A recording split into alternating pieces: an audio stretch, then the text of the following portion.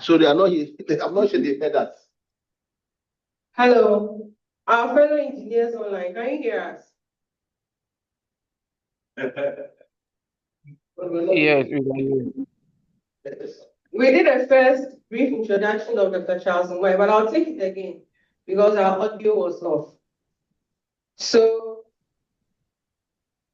Dr. Charles Nwai is a distinguished engineer and director of concrete sustainability at Master Builder Solution in Beechwood, Ohio.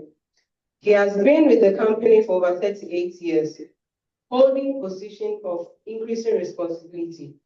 He has expertise in chemical admixtures, fibers, high performance concrete, concrete durability, and troubleshooting concrete.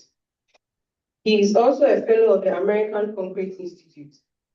Dr. Nwai is also a past president of ACI from 2022 to 2023, and the president of the board of director NEU, an ACI Center of Excellence for Carbon Neutral Concrete.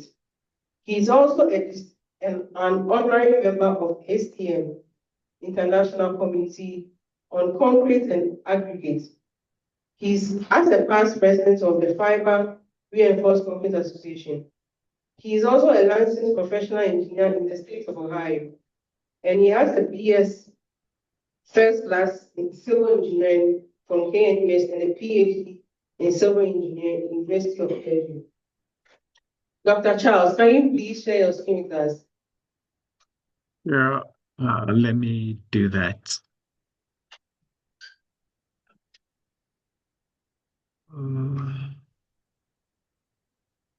Okay. Are you able to see my screen now? Yep. All Yes, we right. can see your screen. Okay, and I guess you can hear me. Yes. Yes, please. All right, yeah. Okay, hi. Uh, yeah, good evening, everyone. It's a pleasure to be able to do this. And really glad that at least modern technology allows us to be able to, have this, session. I was in Ghana until and left, recently. So unfortunately, the timing didn't work out, for me to be able to attend in person. Anyway, what I'm going to do is I have a short PowerPoint presentation, and engineer Joseph O'Day and I are going to be tag teaming. After the PowerPoint presentation, he might present some information. But what we want to do is to actually spare discussion on this particular subject. Okay. So, what we're going to be focusing on is emerging challenges in concrete, and for today specifically on the issues related to concrete strength.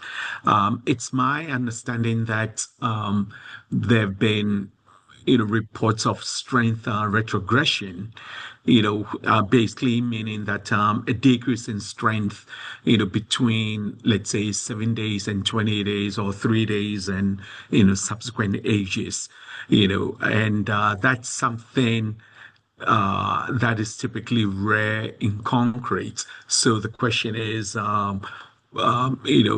what exactly is going on? And it will be, we're looking forward to having a lively discussion on that.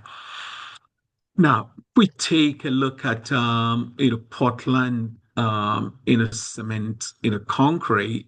If we take a look at Portland cement, it's primarily a hydraulic, material. Hydraulic in the sense that, okay, if you add water to it, it will react and eventually it will set up.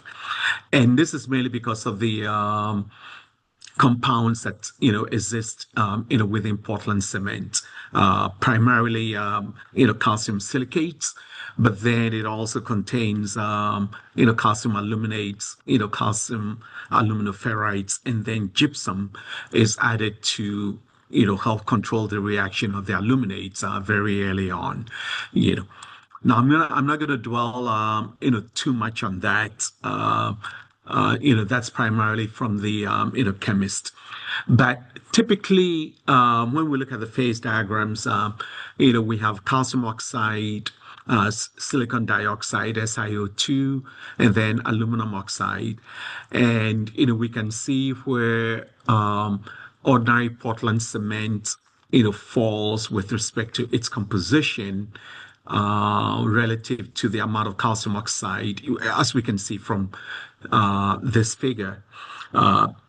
It has a much higher content of calcium oxide as opposed to materials like silica fume, which is a byproduct of the ferrosilicon industry, which is primarily silicon dioxide. And then we can see where other materials like other binder materials like slag cement, fly ash and metakaolin also, fall. Now, the principal compounds, there are four principal compounds in Portland cement, and these are tricalcium silicate, abbreviated C3S, dicalcium silicate, abbreviated C2S, and these two typically make up approximately 75% of the compounds in Portland cement. And then we have some of the minor materials, tricalcium aluminate C3A, and then tetracalcium aluminoferrite C4AF. Now, these four compounds make up approximately 90% of the chemicals compounds within Portland cement. And in this case, I'm talking about the traditional Portland cement.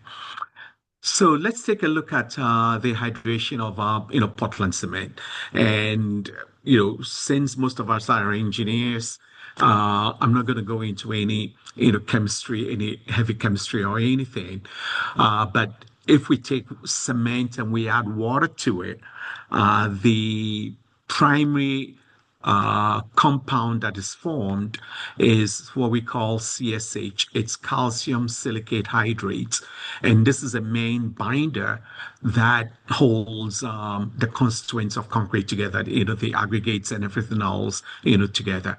And then in addition, we have calcium hydroxide, CaOHR2, that's also formed. It's an important byproduct, and we'll see in a minute why that is so. And then in addition to these two compounds, we have some other hydration products that we don't need to worry too much about. But schematically, if we look to the right and the gray sections indicate let's say grains of Portland cement, and then the white sections in this first box schematically just represent water. And we can see that over time, what happens is as a result of the hydration process, the amount of the Portland cement particles or the size begins to dwindle because we have the hydration products that are being formed. And over time, what happens is the hydration products essentially fill up the interstitial spaces, within the concrete itself to provide it's with a density and depending on the Wattsman ratio to make it to increase its impermeability to water as well as other fluids. So the hydration of Portland cement is what actually leads to the strength and durability properties of concretes. Very, very key. Now, one thing that I'm going to also bring up is, and I'm sure hopefully you've heard of this term, people talk about, pozzolans. So the question is, okay, what is a pozzolan? Now, a pozzolan by definition is a siliceous or silico-aluminous material that in a finely divided form basically meaning that in powder form, and then also in the presence of moisture, that is water, will chemically react with calcium hydroxide. So remember, I did indicate that one of the byproducts of the cement hydration process is calcium hydroxide. So this calcium hydroxide, if we do have pozzolans in the mix, will react with the pozzolans to form additional calcium silicate hydrate gel, which is really, really good because what it means is that we're forming more of the material that provides concrete with its strength as well as its durability. So it's having having pozzolans in a concrete mix invariably is good for the durability of the concrete. However, given the fact that in the pozzolan needs calcium hydroxide, this is a reaction that takes place not immediately, but at a later time. So your strength development is a little different compared to, let's say, a mix that does not have a pozzolan in it. So this is something, to keep in mind. Now, why do I bring this up? I bring this up because we're essentially entering into the era of calcine clay in Ghana and more than likely in other parts of Africa very soon. So what is calcine clay? Essentially, it's a natural pozzolan that is produced by heating kaolin containing clays, which are available in most places in the world. Now, the big thing is that compared to, let's say, producing Portland cement, you're not heating the kiln to the same temperatures, but to a lower temperature. So your energy use is, reduced, but then the process of calcining, calcining clays, will convert crystalline kaolin clay particles into amorphous aluminosilicates. These are typically white-colored, pozzolans that end up being reactive. Given the fact that they're, pozzolans, they will react with the calcium hydroxide. Now, there are various forms. We have the regular calcine clay, and then we have high reactive metakaolin, which behaves more like silica film. We don't have that in Ghana currently. So what we have in Ghana will be more of the regular, calcine clay. Now, these materials are nothing new. They've been around for a long time, so the recorded first use of, calcine clay was in the 1960s, for dam construction in, in Brazil. And it was not available in North America, widely up until the 1990s. And currently these materials are classified, the calcine clay materials are classified as under ASTM-C 618. And they're typically used to replace anywhere between 15 to 35% by mass of the Portland cement. Now, why am I talking about this? Well, as I think you're all very much aware of, Ghana commissioned what is currently the world's largest LC3 plant just recently, a few months ago. And this is a joint venture between Symposium and some other entities. Now, so what is LC3? I'm sure you already know what it is, because Ghana also is the first country to actually have a standard for LC3, which I found to be very interesting, to say the least. LC3 has been around for quite a while, developed or promoted very heavily by Professor Karen Shrivner in Switzerland at EPFL. And in Europe, they're just about coming up with a standard. They don't have a standard as yet. They're just about coming up with a standard. In the US, we don't have a standard. I'm not quite sure when we will have a standard. So I was really surprised when I found out that, okay, the very first standard had been developed in Ghana, which is good, but then also may have its, drawbacks. Now, LC3, at least the standard that's going to be coming up in Europe, has a clinker factor of 50%.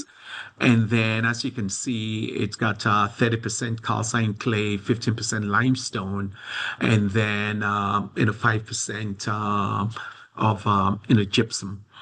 Now, incidentally, the LC3 material, the standard that we have in Ghana, does not have a clinker factor of 50%. It's actually a clinker factor of 45%, which again I find to be very interesting. But that said, let's move on. Now, how does this material perform? As I was saying before, calcium hydroxide, which is one of the byproducts of the cement hydration process, will react with a pozzolan if you have a pozzolan in the mix in the presence of water to form additional calcium silicate hydrate gel, which is really, really good because it gives us more of the binder. Now, so next, I want to talk about the stages of cement hydration.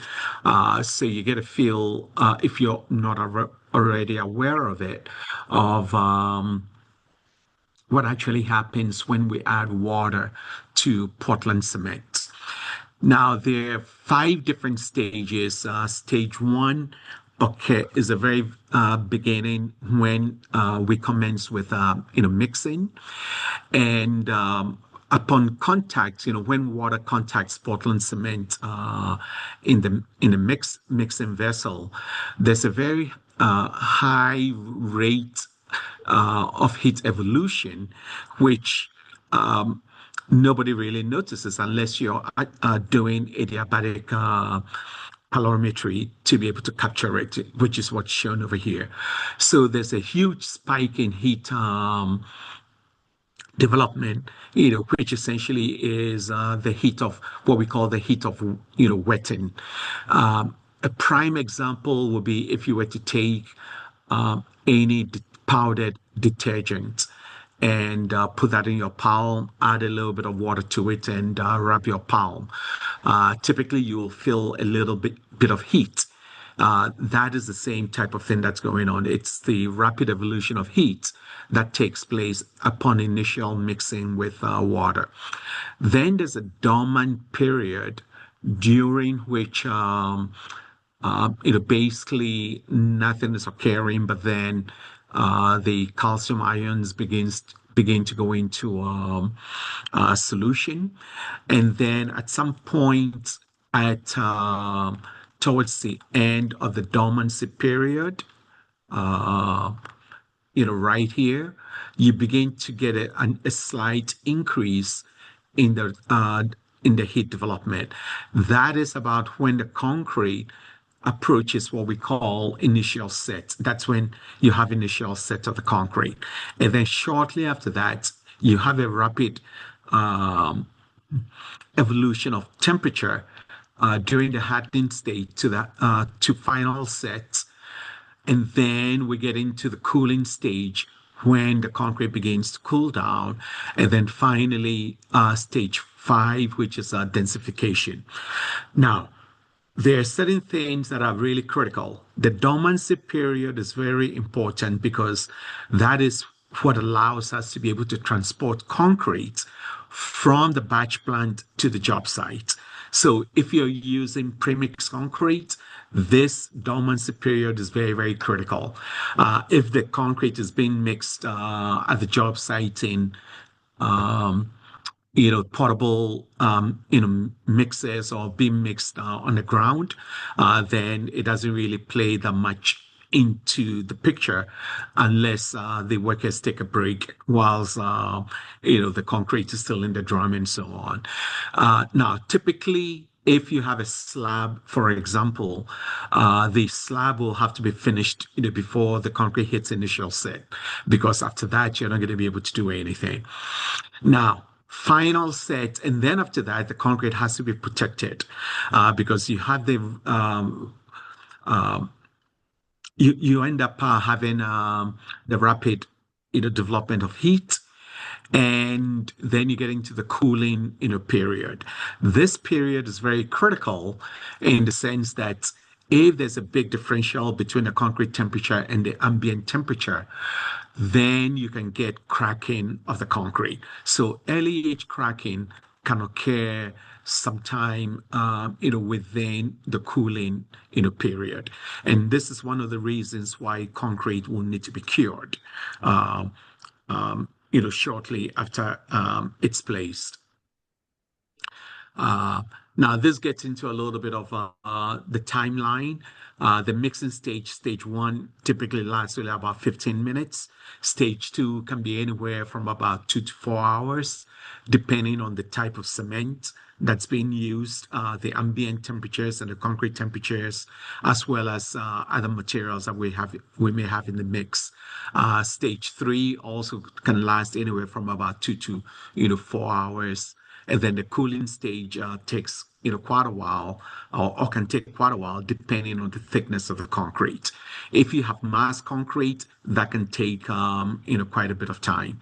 But in terms of densification of the concrete matrix, this sort of illustrates how the hydration products begin to form. So we have the cement particles and water.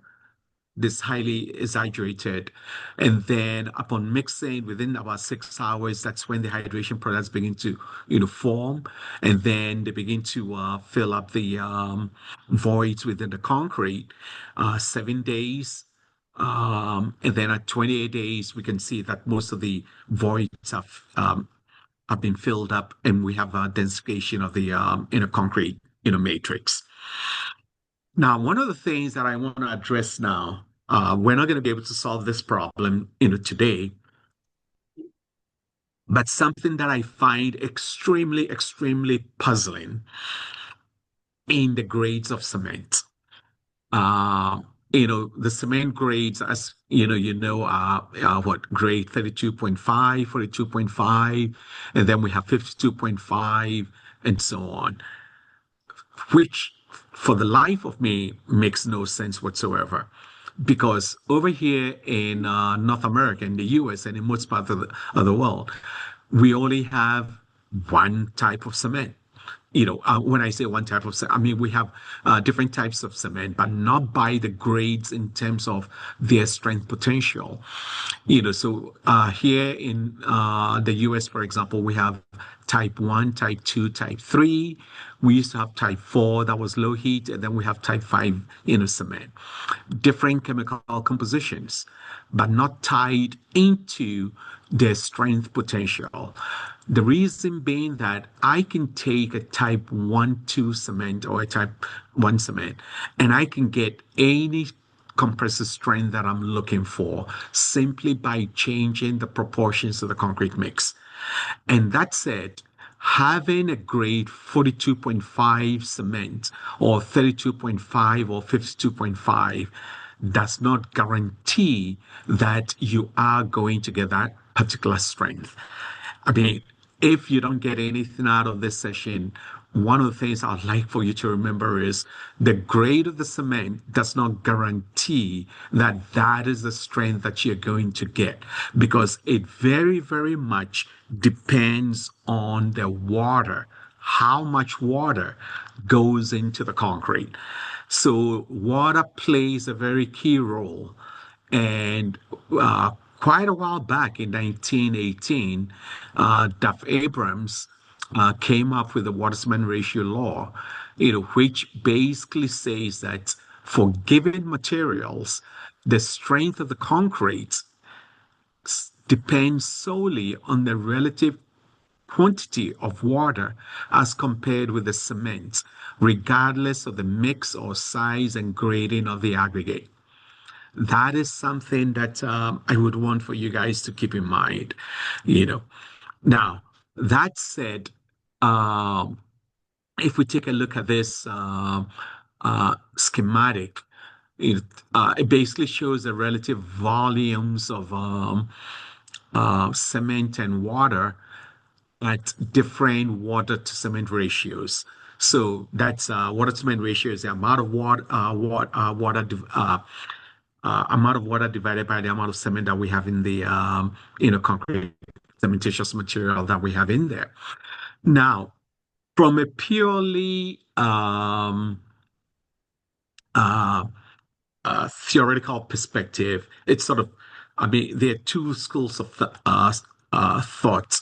Um, some say that, okay, you need about a 0.25 Watsman ratio to theoretically be able to hydrate all of the Portland cement that you have in a concrete mix. And others say it's more around a 0.37, 0.38. But just for this illustration, I'm just using a 0.25 Watsman ratio. A 0.25 Watsman ratio basically gives you what we call no slump concrete, extremely stiff concrete. It's not going to work. And to get concrete that has any amount of, let's say, some amount of workability to it, we will need to be up in the range of about a 0.4 to a 0.45 typically. Now, any of the excess water the water that we have above the red line, we normally will call the water of convenience, because that water helps us to be able to generate slump or workability within the concrete to be able to place it. Now, this is in the absence of using water reducing admixtures in the concrete. Now, if we take a lot of the informal concrete, not the premix concrete, the informal concrete, chances are we don't have any water admixtures being used in there. And even the premix concrete, I'm not quite sure if they do use water reducing admixtures on a consistent basis. But why is a water-cement ratio important? Because it has a big impact on the capillary pores of the concrete. The time that it takes to close the capillary pores is dependent on the water-cement ratio, and the permeability of the concrete is also very much dependent on the water-cement ratio. As we can see from this table, if we have a water-cement ratio, let's say greater than 0.5, for example, it's going to take close to 180 days or beyond to be able to close the capillary pores, to make sure that the pores are not continuous, that they are discontinuous. And when we have water-cement ratios of over, let's say, 0.7, it basically becomes impossible to close the capillary pores, which means that we essentially have a sponge. The water will flow very freely through the concrete. Herein lies some of the problems that we have with what do you call it? Paints, peeling off and waterproofing and all of so and so on. Now, the graph on the right-hand side basically shows the relationship between the coefficient of permeability of concrete and the water to cement ratio. And as you can see, once you get below a water to cement ratio of about 0.5, you get a rapid decrease in the coefficient of permeability of the concrete. And conversely, as you get above a 0.5 water-cement ratio, there is a rapid increase in the coefficient of permeability of the concrete. So if you look, for example, in the ACI 318 building code or the new durability code that is coming up, the water-cement ratio of the concrete is very, very key when it comes to maintaining the durability of the concrete. Now, by the same token, when we want to get high strength concrete, the strength of the concrete, the Water-spend ratio plays a key role into that, and I'll show you something shortly. So let's take a look at concrete production. Now, concrete production in what you would call premix concrete. We call it over here, we call it ready mixed concrete, but I'll try and remember if and use premix concrete because that's what you have. Okay, this is when a concrete is batched from a ready mixed concrete plant. And one of the key things is, okay, it's a bigger volume, and for the most part, you have better controls, but it does not necessarily mean that it's being batched accurately because the scales and all of those things will have to be calibrated to make sure that the proper weights of the materials are being batched into the track. But this is the way to go. Pre-mixed concrete is the way to go. Obviously, in Ghana, one of the problems that we have is we have the high temperatures and then we have traffic congestion. Fresh concrete is a perishable material in the sense that it will lose workability over time.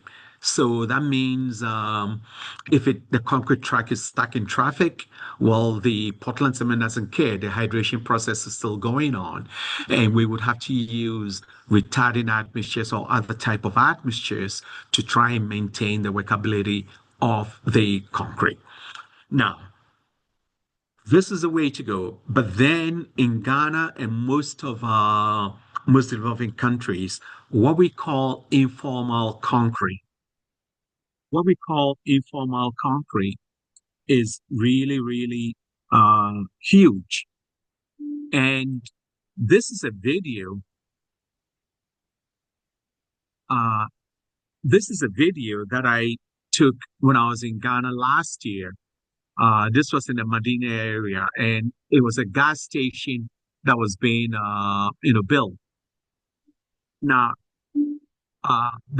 the one thing was, okay, number one, they had a mobile mixer, which was good. But here, to my surprise, there was already material being mixed. Then they added more aggregate. They went ahead and mixed, and then essentially just started discharging the concrete. Now, how much water was going into the mix? This is how fluid. This is how fluid the concrete was. Excuse me. I need to. Sorry, I need to mute my mic.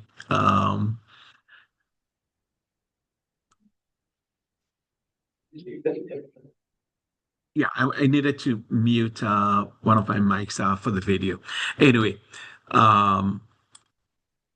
okay, this is how fluid the concrete was. And they were not using any admixtures whatsoever. They were not using any admixtures whatsoever in the in the concrete mix. Now, how much water was going in there? And look at the quality of the water. Yeah.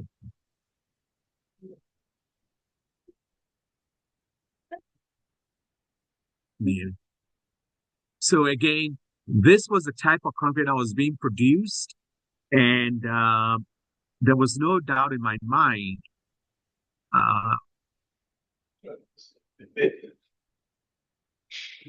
Yeah, there was no doubt in my mind, that yeah, there was no doubt in my mind that it was the same type of concrete that was used in constructing the structure. Now, why is the amount of water very critical? Okay, this graph over here shows the relationship between the water-spend ratio of the concrete and the compressive strength of the concrete at different ages. And as you can see, as the water spin ratio or the amount of water that's put in the mix goes up, the strength goes down significantly.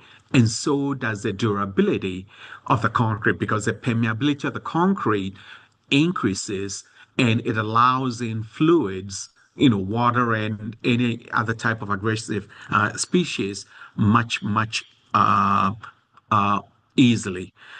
So water spin ratio does play a key role in the strength and durability of the concrete, which again is why I was saying earlier on that to me, having a Portland cement that says it's 52.5, SM52.5 means nothing if the workers are going to be adding a lot of water to it.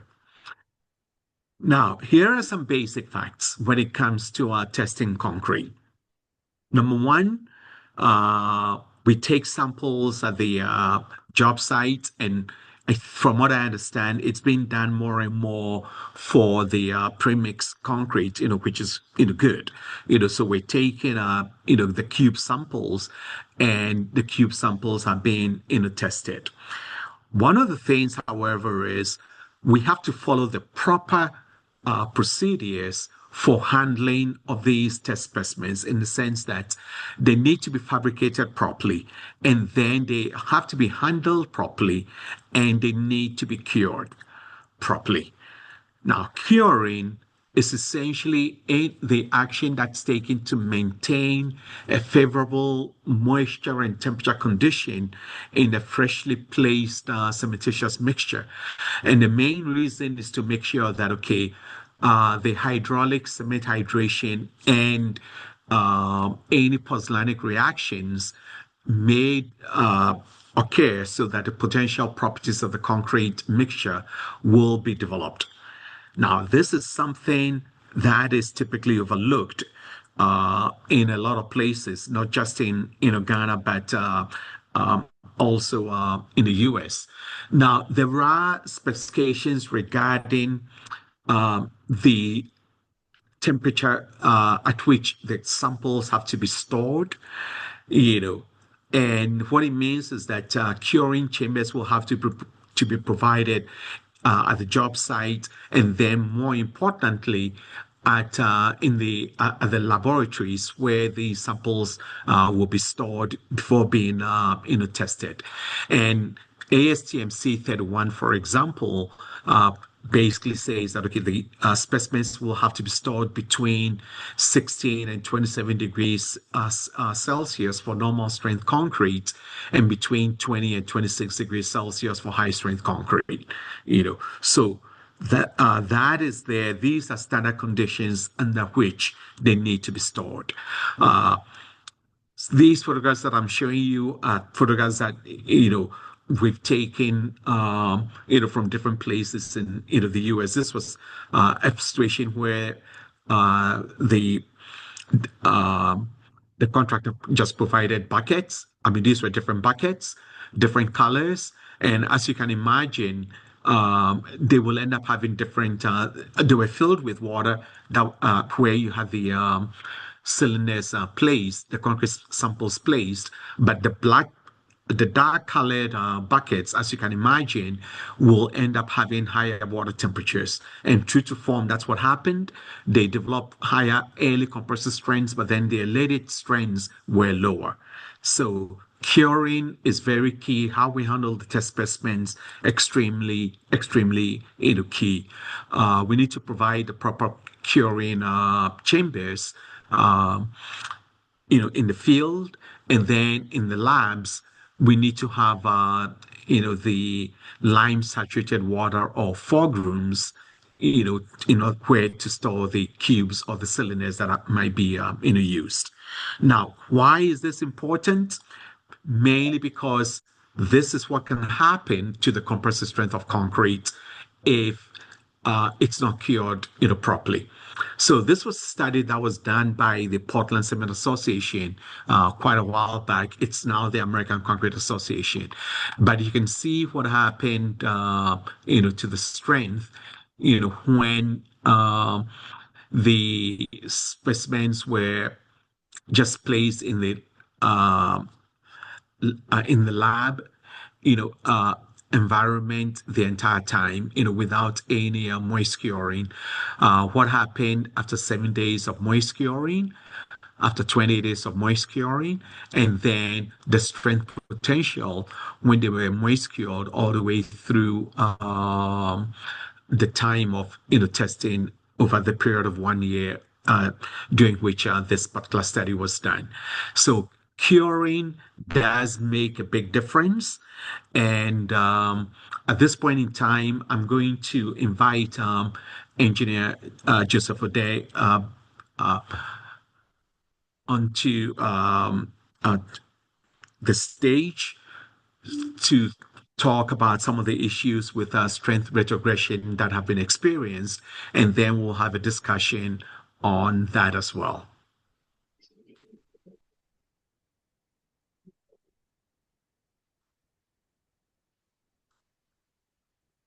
Engineer O'Day, are you there? Yeah. Just can you please? Yeah, I stopped sharing. Please share the Excel. No, it's not Excel.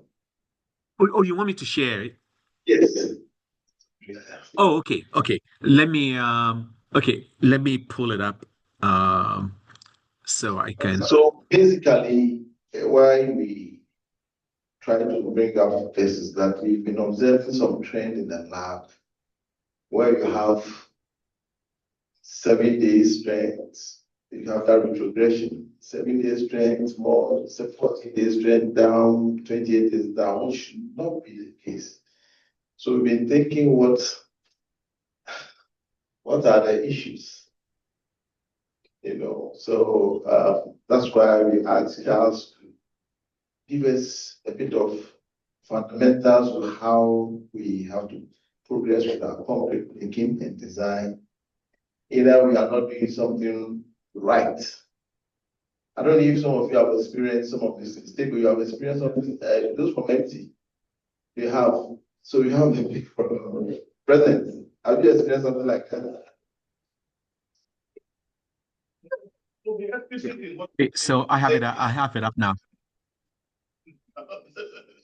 Concrete strength should progress in terms of age. Yeah. But what we are experiencing these days from the lab is that you test at 7 days, you get strength A. You test at 14 days, you should have got maybe strength A plus 2, and then 28 days A plus 4. But it's the other way around. You get A minus 2, A minus 4. Wow.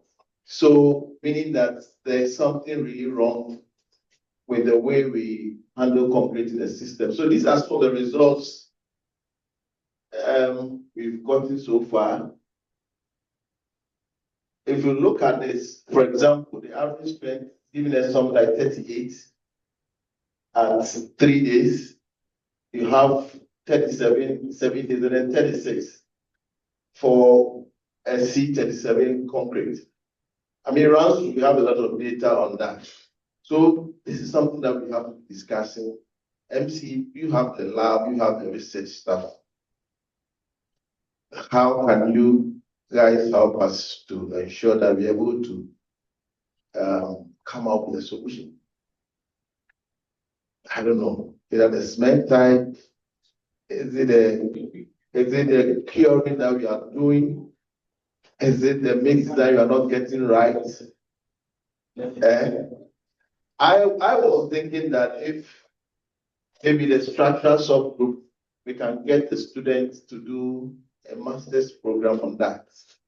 It's an area that we need to research. So these are some of the issues. I don't know if there are other issues you have in terms of concrete you have identified. You can let us know. Yeah, but maybe a bit more. Is this concrete which is using certain admixtures or just sand, stone, cement, water? We've been using all these years. Why are we observing these trends? Have you had a look at what goes into the concretes that are producing these kinds of results? All right, thank you. In the lab, we are like a third party lab. So we pick a sample and then you test. Probably we need to do further by asking questions. Maybe in terms of quality control, these are some of the things we need to be doing. But I'm sure, for example, a concrete strength of C37 definitely. And now we are found using the 42.5 cement. And I don't know how the admixture also affects, in terms of the chemistry. So these are, I don't have the solution now. These are things we want to bring to your attention that it is happening. Okay. Maybe we should start collecting more data from various labs. You want to say something now? Perhaps when the samples are brought to the third part, to the lab, I think they should even indicate the type of admixture that they incorporate, because as you know, some admixtures will let the strength jump up high at the expense of eventual strength that is attainable. So, but if they do not add these admixture types, then one will be at a loss. One will be at a loss as to exactly why the concrete strength development is, turning out that way. These are all possibilities that we have to work towards. So we would leave it here for now. Let's be thinking about it. I think we want to go to the next. We'll move on to the next presentation. Please keep all your questions. When we are done, we'll allow you to ask all the questions. So, Engineer Otu, you can keep your questions. We'll come back to you. Akita, do you want to give your final comment before we move on to the next presenter? Yeah. Okay. So engineer just sent this data to me yesterday. I got stuck in Chicago, got home at 4 o'clock this morning, because of bad weather. So I took a look at it, and I have some questions regarding how these cubes are, number one, stored after they've fabricated, right? Are they kept in a moist environment the whole time? Who is keeping them? When are they transported to the lab for testing? Because I'm looking at that, and in for most of the data, it seems to me the strength sort of flatlined. There were some cases where there was a sharp decrease in strength and so on, which we would say, okay, that is strength retrogression. But then for strength retrogression to occur, what it means is that there is a breakdown of the calcium silicate hydrate, the hydration products, the things that are actually binding, providing the strength and durability to the concrete. And typically, that occurs at high temperatures, very, very high temperatures, not the the kind of 80, 90 degrees C or 35 degrees C temperatures that we experience in Ghana, or we can experience in Ghana. That will not cause that to happen in terms of causing a breakdown of the calcium silicate hydrate gel. So to me, the first thing that came to mind when I saw the data was that somehow it's flatlining, meaning that it's either, number one, it's not being moist cured properly, or if at all. So that's one thing that came to mind. Now, the other thing that can also occur, but I wouldn't expect that to happen in Ghana unless I know the types of admixtures that are being used in the concrete. And that is with some polycarboxylate, based admixtures, they can entrain air in the concrete. And if the concrete is retempered, or you can have a situation where the air voids will coalesce around the coarse aggregate. And essentially, that will sort of break or affect the bond between the paste fraction and the coarse aggregate. Now, if you do a petrographic analysis of the concrete, that would show up.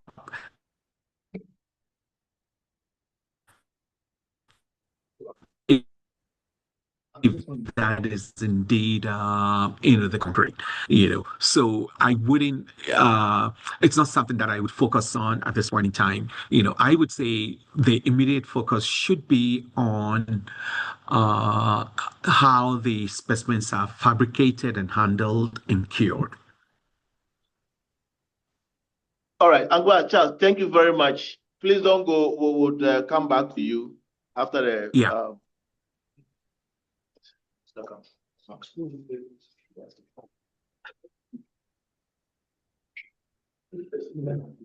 Hello?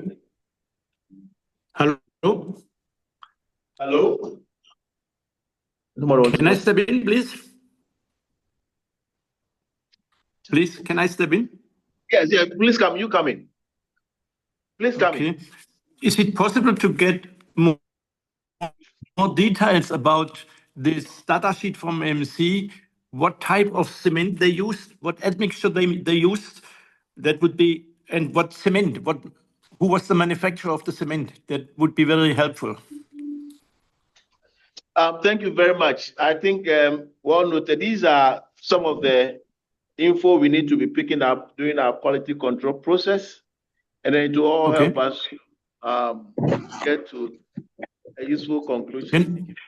But it's right now, it's very interesting because when you look at the values, they drop from 3 days to 28 days between 5 to 10%. So it's not a small impact. So if possible, we can get this answer, not today, maybe 1 week, 2 weeks, whatever. But I really ask you that you provide us the answer what MC found out. What is the reason for this? Because it's a really big issue. Now here I find a 38.9, so it's almost 39 after 3 days, then it dropped to 32.6. So 32.63 divided by, let me just see, 38.94, 38.94. We are talking about 16% loss of strength. So that's a real big issue, what we are getting here. Exactly, yeah. Please do us a favor and provide us the final data, because if this is a general issue, we have to know. Thank you. Okay, so Charles, kindly unshare your screen for now. Sure.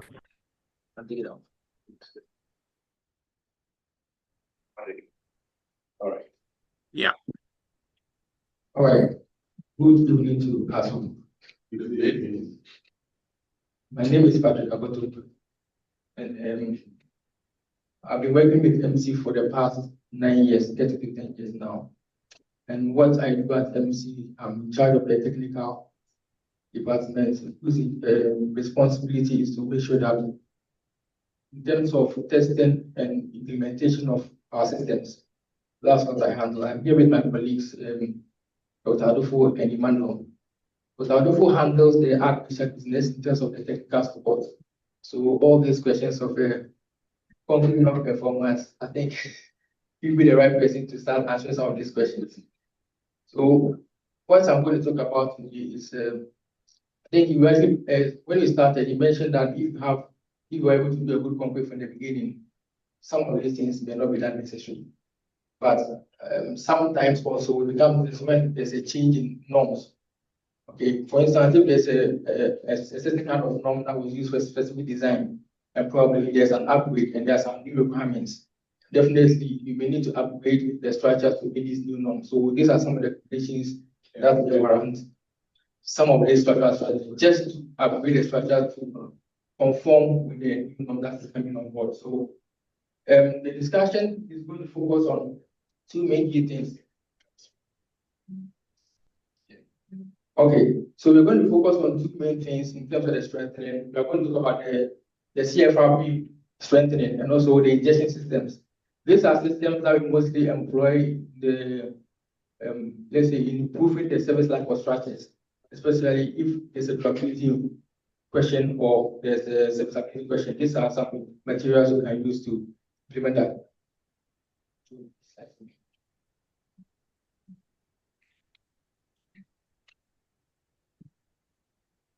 I'll try my best to finish this within 20 minutes so that we can hear.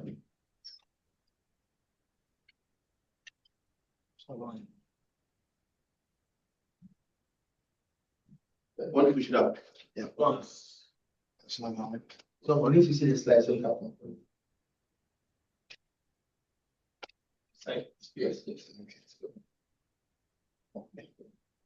Yes. So these are some of the conditions under which there will be the need for structural strengthening. Sometimes when there's a load change, for instance, if there's a new tenant taking charge of the structure, and probably it's going to use for a purpose that was initially designed for, we may need to do some strengthening to be able to accommodate the new loading coming on board. Then also, if there's some modification to the structure that was not part of the initial design. Other means is when you have like corrosion, or like how Dr. rightly said, when you have so much water in the concrete, then it affects durability because the capillary force becomes more, and that affects durability, and that can cause steel corrosion. So all these things they require some strengthening. And also in the construction process, contractors mostly make mistakes in the construction. So at those stages, you can also do some kind of strengthening. And probably the building has been there for some time and is aging. You can also do some kind of strengthening. And sometimes also, it could also be some design considerations that are considered in the initial design. So in that sense, there's a capacity gap between the structure elements and probably what it was intended for. So we can use this kind of system to show up the structure to be able to accommodate the building that's coming. So I will not waste my time on this. These are some of the exposure conditions that can cause defects to the structure. So we have the carbonation processes, we have the SD, that's the carbonation, the chlorides, other than the seawater, the chlorides by the sea. So all these are exposure conditions that can affect your structure. Now, these are some measures that you can employ for structural repairs. You have constructive measures. Sometimes you can put a traditional way of doing jacketing, maybe demolishing some parts and replacing. Sometimes also you can do some additional steel reinforcement addition, or you can do some IPs and other stuff. But all this will have to be properly designed. And sometimes you also have to do some kind of concrete repair systems where you use the repair mortars to restore the structures. But what you're going to focus on are the externally applied reinforcement. That's when the CFRP comes in, the carbon fiber reinforcement.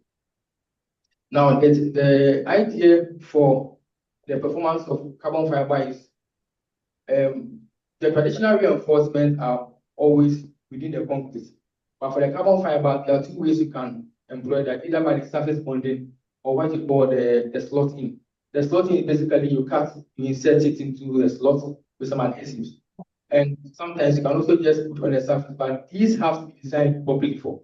It is not just by visual observation, it has to be designed properly by a qualified engineer, someone who understands the performance of carbon fiber. Because carbon fiber, we know that it does not yield. So sometimes if you design and you use the 100% capacity, you are likely to have a failure. So you should be able to understand the norms to apply, because at every stage there's a reduction factor. So by the time you finish designing, you are probably designing sometimes around 30% or 40% capacity of the carbon fiber, so that you don't run into a challenge. Now, the advantage of this carbon fiber over maybe the traditional system. I'm not saying the traditional system is bad. In some cases, you have no option than to go by the traditional system. Because after analysis, you realize that probably the concrete strength is too low that in terms of the bonding performance between the carbon fiber and the concrete, you might not achieve the best. So in that sense, you have no option than to go with the traditional method. And also, because it's a thin, if you have membrane that is interacting with space, it doesn't reduce the space sizes. Whether you have a head room, it doesn't affect the head. Then also in terms of the installation, it's very fast to do, and also in terms of loading, after 2 days, you can already start loading the structure. Now, these are some properties of some of the materials. In terms of the strength, the properties are really high, but as I said, it has to be properly designed because most people are doing it wrongly, and I don't think they end up having problems of failure. Okay, so this is also information about the properties of the carbon fiber lamella. Lamella is just the strip type. The strip, there are two forms, as I mentioned. There's one you can just adhere the surface, or there's one you can slot in. But it has to be designed for. Before the design, some of the properties you need to do this kind of design is you need to know one, the existing moment in the structure. You also need to know the substability moment. You need to know the existing reinforcement, the surface reinforcement in it, the reinforcement, the tensile loads on it. You need all this information to be able to analyze, to know the capacity gap. Then when you know the capacity gap, then you know that this is the number or this is the quantity of the carbon fiber that is required to restore the structure in terms of performance.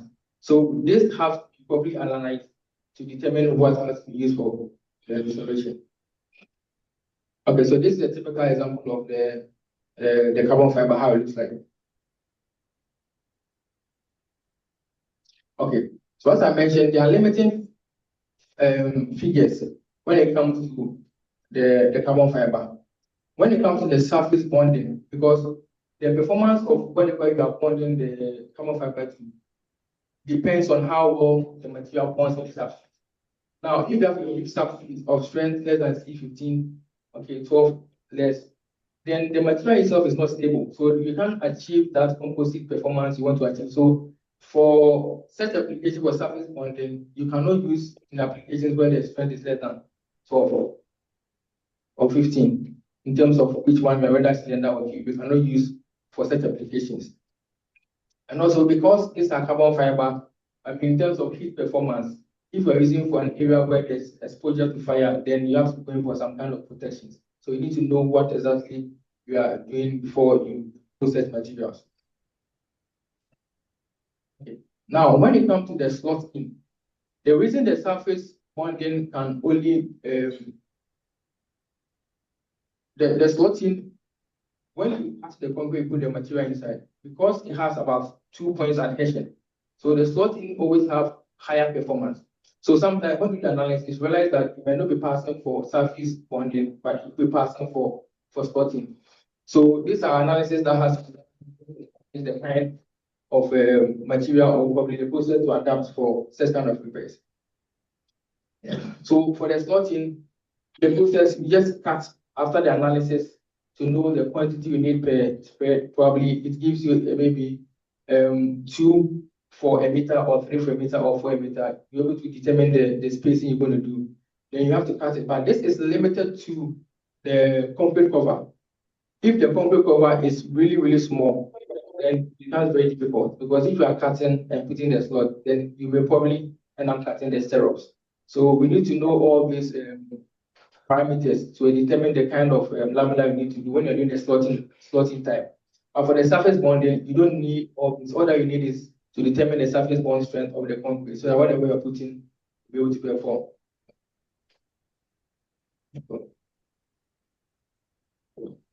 So, okay, so we want to, so as I mentioned, there are 2 types, have the lamella, have the sheets. The sheets are mostly used for fiber wrap. Now, the fiber wraps are mostly used for reinforcement of columns because of the restraining that it creates and improves the performance. So we can also use that for strength class between C12 and C45. There's a simulation we did in our office. I forgot to add the video. So we had a We did a cylinder concrete, 3 of them. The one without the carbon fiber, the second one had a single wrap, the third one had 2 wraps. And we crashed it and loaded to see the performance improvement. The one without the carbon fiber gave around 37 MPa. The one with 1 wrap was about 50. But the one with how to call it, 2 wraps got about 70. These are cylinder values. Okay, so it means that it will be improved, but as I said, it has to be properly designed for. And for carbon fiber wraps for columns, it's always restricted to the dimension size of 1:2. So if you have a wall or maybe a shear wall that has a width of probably 0.2 and probably a length of 1 meter, if you do just straight wrapping, you may not get a performance. There are ways you need to go about it. You need to introduce some shear connections with the same carbon fiber at certain intervals, which has to be designed for. So these are some information that can help us in terms of improvement of our structure. Okay, so for the application, it just it's also a composite material, and the bonding material used for such applications are always resin-based, which are epoxy. So you do the first application, you put the fiber in it, whether a wrap or whether it's the strip you put in it. But for the wrap, after the application, you need to seal the surface very well so that it's properly embedded in the resin, because the performance is so based on how well it bonds with the resin. So after the wrap, then you have to apply the second coating on top to be able to seal it properly. So there are some case studies I just wanted to mention briefly, then I go to the injection. Go. Yeah, you go. There are some more. Okay, good. Go. Okay. This is a typical one. For instance, the sham overhead that was worked on. But unfortunately, a week after we finished, another track hit.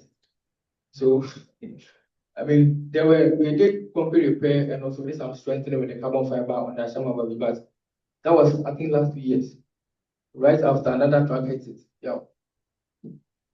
These are slabs that were also reinforced with the carbon fiber, and it was designed for and per the design. These are the what came up. This was done by a structural engineer in collaboration with us to be able to determine what has to be done. Then these are beams that were worked on the facility in Tema. I think so. The problem on this project was they supplied a concrete grade which was less for that particular project. So the option was either demolish the floor or find a way to improve the performance of it. Now, when the structural engineer did the analysis, he noticed that when maintaining the same concrete grade, if you had more reinforcement, it could have performed. So the capacity gap was in terms of reinforcement. So we went in there, we did a lot of analysis with the engineer, and we settled on what has to be done for this structure. So that was what was done on this particular structure. Then what was done? So this, excuse me, so what was done? Okay, good. So these are carbon fiber strips. Okay, so you can see that this particular beam analysis indicated that we need to use 1, 2, 3, 4, 5 strips at the surface of the slab, at the bottom of the beam to be able to perform. You understand? The second one, the one on the left indicated that we needed 3. But the carbon fiber, there are different grades and there are different types. Like reinforcement, you have the soft you have the 16 14 The carbon fiber also comes in various sizes. We have some that are 0.5, 0.05, 50 width, and the thickness of 1.2. Some have thickness of 1.4, some have thickness of 2. So based on analysis, you'll be able to settle probably this is what exactly this structure needs to perform. So it's not like one fit for all. It has to be designed for like how we do the structural design with the reinforcement also. Okay. So this is similar. The strip like this, you cover it. So it can be left uncovered. But because structural defects are something you don't want clients to see all the time, it's better you cover it so that they will not say, oh, probably there's a problem with this. It's creates some kind of panic. So most of these things, you don't even mention projects. You don't mention the project name because these are structural issues. You don't want to create panic in the system. So once you do, there's one that I finished in Kumasi recently, that after that they blasted to conceal all those defects, all those installations so that it's not visible to the facility users. There's a question. Yeah. What covering do you use? What material? You can use surface protection material. It can be a spray, it can be painting. You can also plaster on top to conceal it. There's one that I did with the fiber. After that, they were columns. After that, they had to plaster. I think I have a picture of that I will show. You have to plaster because you couldn't leave the black in the space because architecture it wasn't nice. So they had to render on it to cover it. So this, in some cases, if there are shear involved, that's why I mentioned that these things have to be properly designed for and has to be designed by an engineer who really understands what is being done. This particular structure had a problem with the tensile and also shear problem. So in terms of shear, then he designed so that we can use what we call the bonded steel plates. So the steel plates that you see there are taking care of the shear. And these steel plates are bonded to the concrete element with the same material that is used for the carbon fiber, just the epoxy-based material to bond it. In addition to that, the steel plates are also anchored in the compressive zone of the beam at the top. So it's anchored into the compressive zone of the beam. So it's not just sitting by the side. But once it's just sitting by the side, there's no restriction within the applied member. So we anchor it into the compressive zone of the beam so that it keeps it in position and also in terms of performance.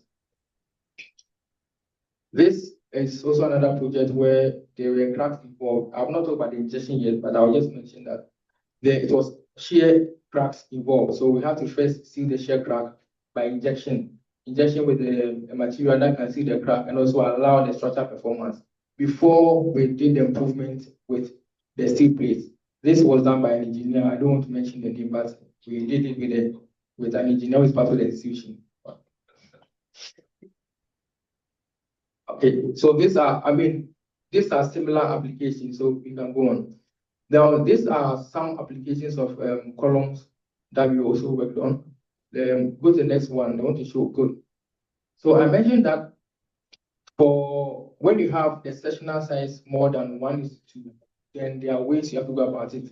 In the design, there's a standard you need to apply to determine the spacing. So we designed it as if these are smaller columns. These are elements. And when you are done, then the shear connections are going into create what we call the restrictions you need to achieve for the strength improvement. This particular project was designed with a structural engineer in Dubai, in UAE, to design it. This project is in Cantonment, so we had to design the retrofitting. We had to get him involved to design for this. This is about a 13-story building, and they had a problem on the 4th floor of concrete. The strength? The strength. Yes.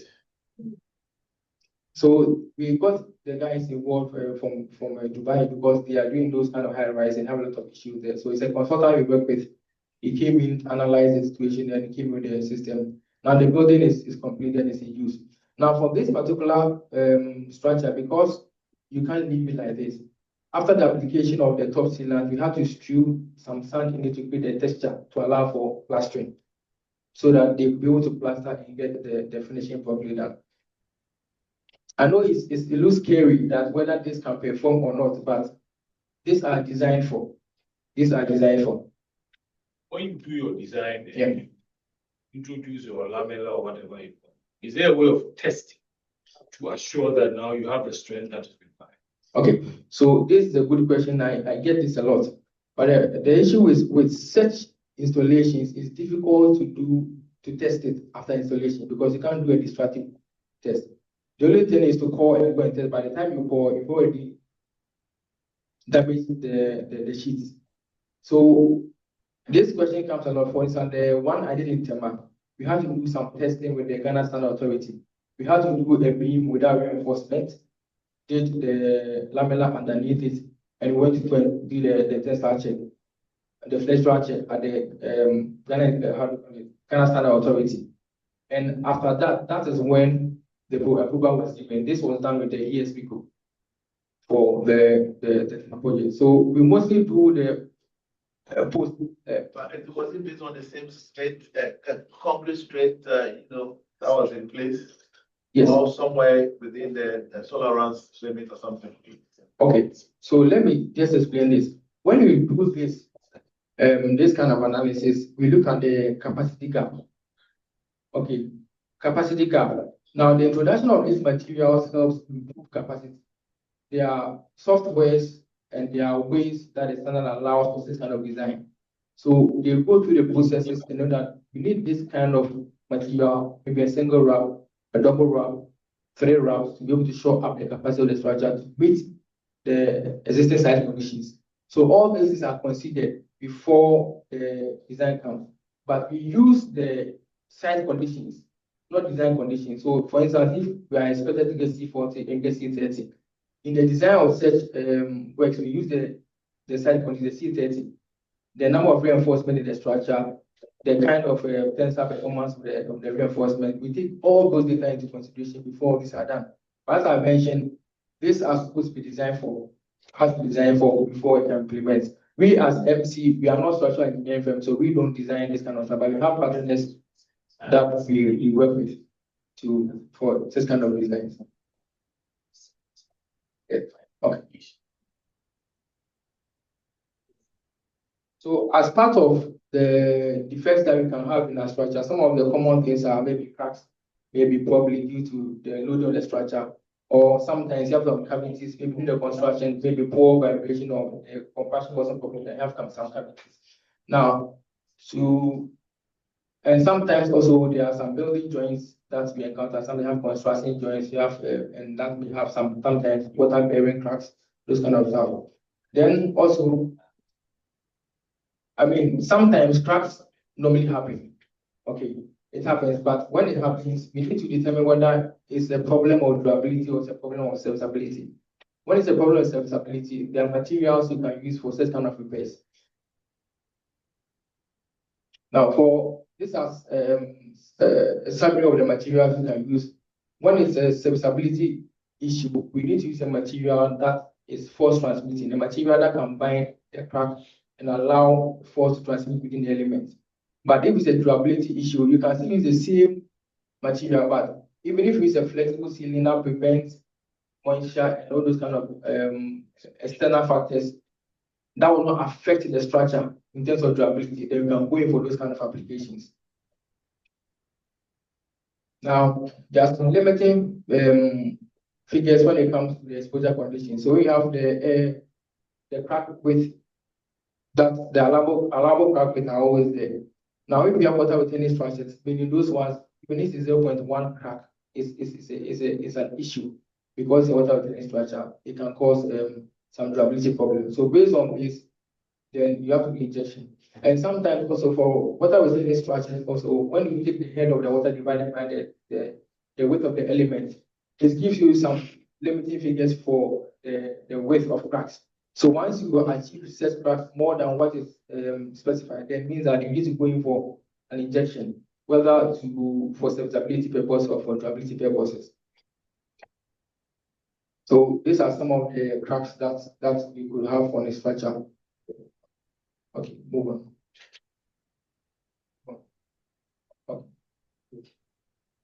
Okay, so as I mentioned, when you have a structure where serviceability is an issue, then you have to go in for material we call it force transmitting.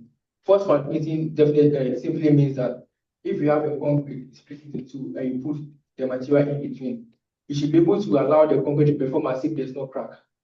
So it allows the stresses within the concrete to perform without any break in the transfer.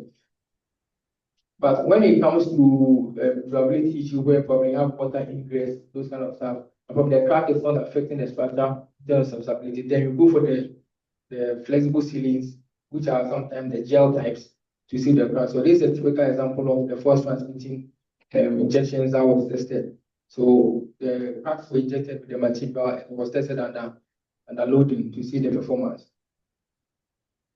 I mean, these are, and also when there are cavities in structures, you can use the resin-based material to seal. But if you have the cavities are bigger, then it's not advisable to use the resin. You have to go for probably the blended one or probably it's a cement base for the sealing, because if you use a resin when it's in volume, the heat generation is really high. So if you're not careful, there will be a lot of expansion happening, then it can cause some crack propagation. The crack that's already in the structure will probably the void will propagate because of the integrating and expansion that's happening. So we need to understand what you are doing. So I remember there was a project that I think I made engineer wanting to go to Kumasi and test. There was a breed that has a similar crack, but we have to do a test to know the depth of the crack, to know the size, and to be able to determine the material we can use for such applications. So we need to understand what exactly we are working with before we can determine even the kind of crack we are use for the injection. Okay. Okay, so there are, as part of the injection processes, there are some projects where you have water ingress, because sometimes the substructure we have basement leakages here and there. Those are also issues of durability. And the materials that you can use for such kind of repairs, for something the curtain injection, and sometimes the joint injection where the leakage is coming from. So I think go and let me show them some applications. So when you have cracks involved, the first step is to prepare the crack, and you prepare the crack, you have to drill to inject to intercept where the crack is. There are ways around it, how you have to drill, the angle you need to drill, and why you have to go to both sides, because you may not know where the direction of the crack is, whether it's straight or it's inclined. So once you do both sides, there's a possibility that you definitely intercept with the crack. Then you fix what you call the non-return valves, you call them packets before you do the injection.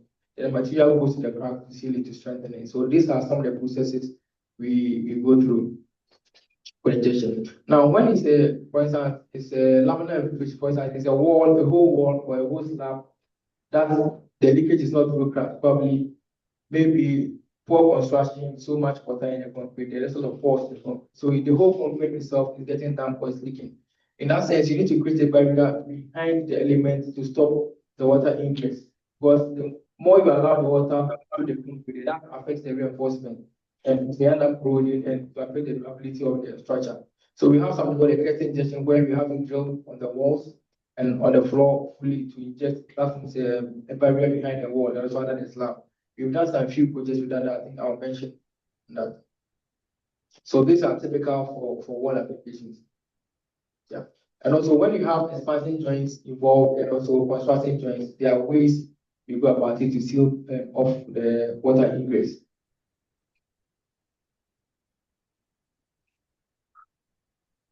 Okay, so this is my silo structure we did this one in Mali. That had a lot of cracks and some cavities in it. So we had to do an injection. Initial, you have to do the scanning to determine the cracks, the crack width, the cavities where they are located, so that we'll be able to go and inject and fill those cracks for serviceability purposes. Then this is a basement. This one was done in Lube. And it's a basement that had a lot of leakages from the rafts and also the retaining wall. So we had to do the injection for the whole retaining wall and also for the raft. And the picture on the lower right shows the after project. Yeah. This is also a crack injection we did for a project into this is the container yard for the Lube ports that had some cracks on the pavement. So we have to do some injection to restore the performance of all those cracks. Yeah.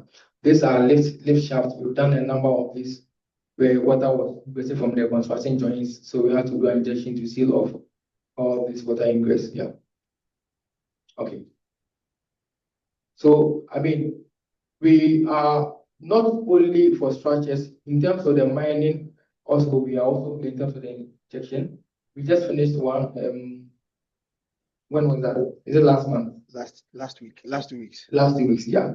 This is an underground mine which initially they were only into open mining, and now they've started underground mine. So the open mine they had to backfill with the mine hooks, but they did not treat the floor very well. So they had huge volumes of water sticking on top of the open mine. And unfortunately, they identified the stope right under the open mine. They drilled to charge. Now, through the drilling, they intercepted the fissure within that line, and the discharge of water was about 14 liters per second. Yeah, that was a lot, and it was a headache. It was a headache to contain it, but we were able to work on that. So we just play the video, or it's not playing. It's not playing. I mean, to have to see the flow rate.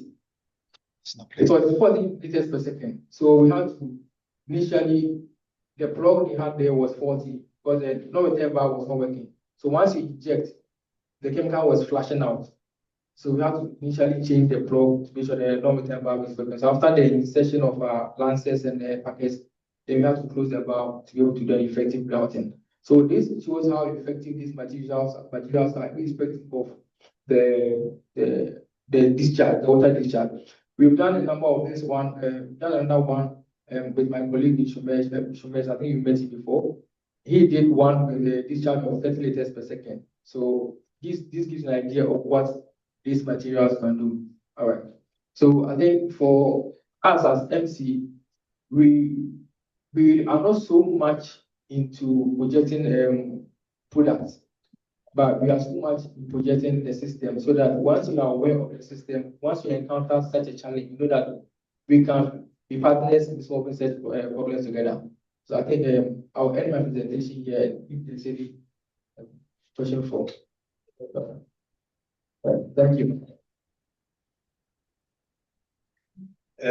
I'll ask the first question. There was a particular slide where you were doing some injection. Now, if the concrete is porous, chances are that the reinforcements would have also started corroding. Do you have a way of checking how much of loss of perimeter you've had on the reinforcements before you do the injection?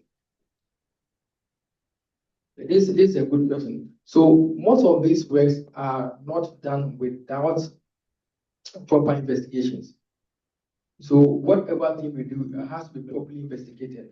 If there's a loss in perimeter of the reinforcement, then we have to find ways of resolving that. We have some corrosion inhibitors that when you have set things in place, we can introduce to inhibit the corrosion. But in some cases, if the losses are also so much, then you have to go through the traditional method of destructively removing and exposing these reinforcements, adding to it, and also maybe do the repair mortars reprofile to restore it. So it's not a one fit for all. We have to look at the peculiar situation, then come up with a solution that works. There's another presentation on concrete repair itself. If this is not feasible because of the existing conditions, we can go for the concrete repair process, go through the process, expose the rod, derust it, protect it, do the reprofiling, whether with the repair mortar or probably concreting. So these are processes we can adapt in such kinds of repairs. Thank you very much. We'll be taking some of the comments from online as well. So, Yeah. So Open it. No. yeah. So those that registered also send their questions. So what I'll do is that I'll pick one from here, and then I'll pick one from online, and then those of us in person too. We'll pick one to be balancing this as we go. So Iman is asking how to rectify settlement cracks. So I guess that goes to MC Bushep. So it looks like you Settlement cracks. Yeah, how to rectify settlement cracks.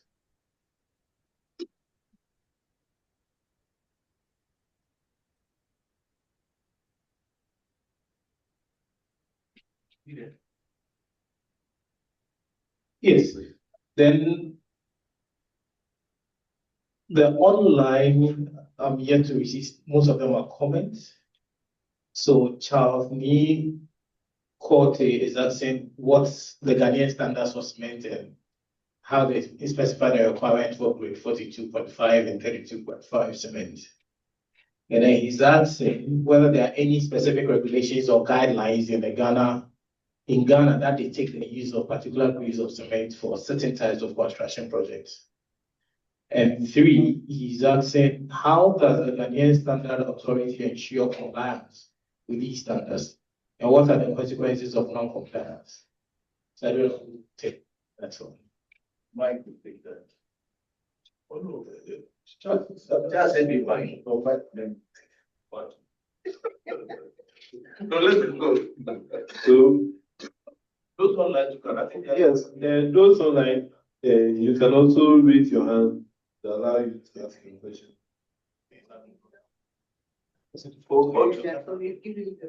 Yes, 102. Engineer 2.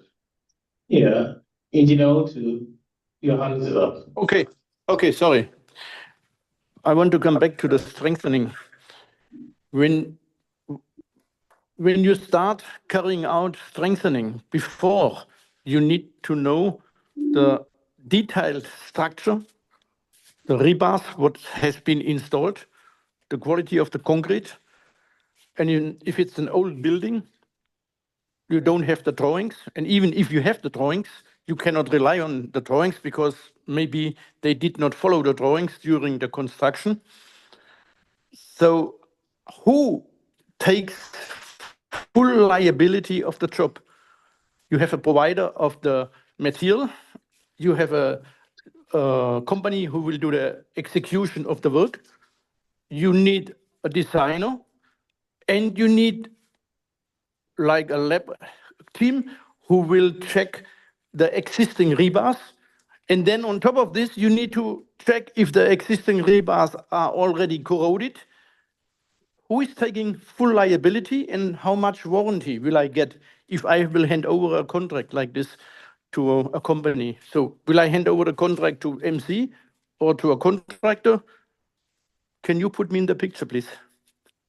Okay, so we have 3 questions now, so let's address them before we move to the other ones. Pardon?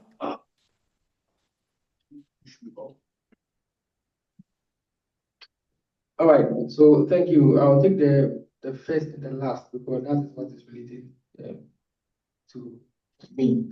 So for settlement cracks, there are ways that could be solved. And some of them, I mean, traditional ways, sometimes you have to do under AE. But for MC, we have developed a new material that we use for ground consolidation and improvement of bearing capacities.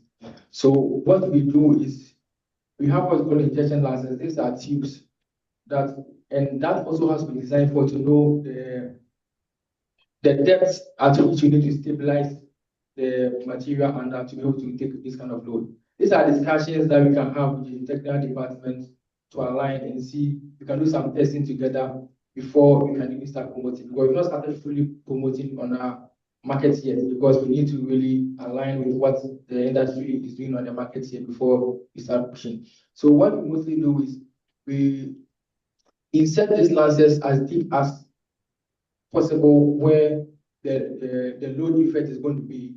Then we inject the material, and this material expands. So once it's in the earth or in the soil material, it expands and compacts. So what you do is, as you are injecting, you are pulling the material out. You are pulling the tube out.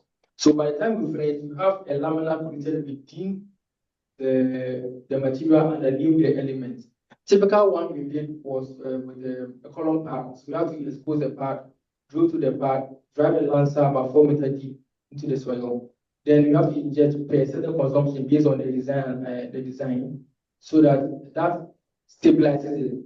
After that, we also do a confirmatory DCPT to check the performance of it. So we can do another side, DCPT as a confirmatory to check on that. These are conversations we can have, and also, I mean, it can go on and on. For settlement cracks, there's no one way around it. We have to look at it. Sometimes we will have maybe a water just constantly passing under the structure, like the one we did in Tema. The whole slab that has the pipeline underneath washed the fines under the slab, so there was cracking. So this particular system, we have to grout the whole slab. We use a structural grout to grout the slab. So there are ways you can go about it, depending on the challenge you are facing. Now, for the third question about liability, when it comes to structural repairs, I mean, a lot of parties have to come to play because of controls.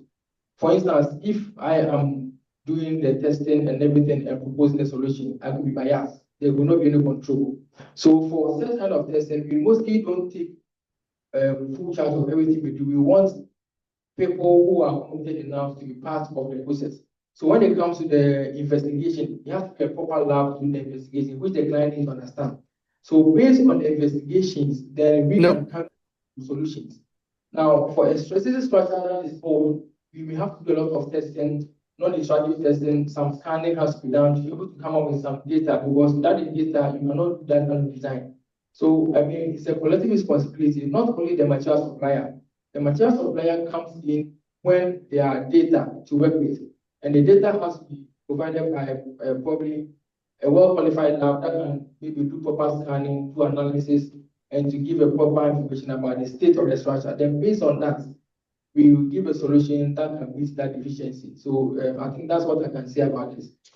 How much scanning of capacity do you have in Ghana for scanning the cost of these structures? I mean, we don't have much people here, but I think I have some few people that I work with that were able to give me some data. Not that extensive, but I mean, they will give some data. But going forward, I mean, these are fields that we can invest into, because looking at the structures coming up in Ghana, most of them are almost nearing the service life period, and some of them require some kind of repairs. And most of these structures, you cannot even find their drawings. You ask severally, you don't even get it. So these are things that we can invest, because the next 10 years, it's possible that we have a lot of repair projects coming up. Yes, it's possible. Engineer there. Yeah, there'll be a lot because of the. All right. So Can I come back, please? before you move on, I wanted to sum up those answers. So what you're saying is that diagnose takes liability for the diagnosis. No. And then you that give solution take liability for the solutions. No. What I'm saying is it's a collective responsibility.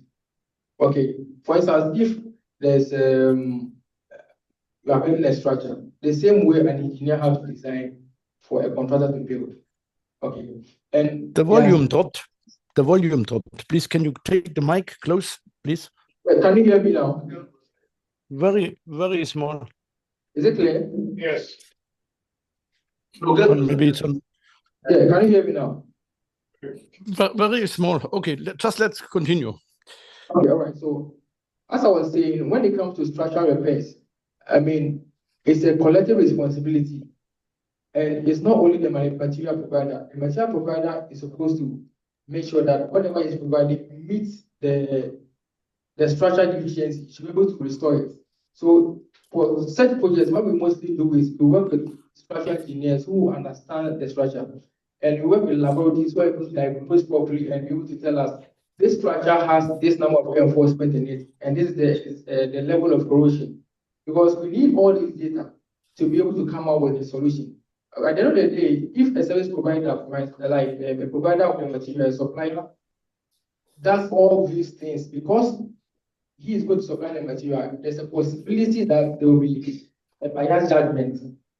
And because of that, the suppliers mostly don't want to take full responsibility of everything, because the diagnosis and everything, if it's not properly done, then it's a problem because it's a structural issue.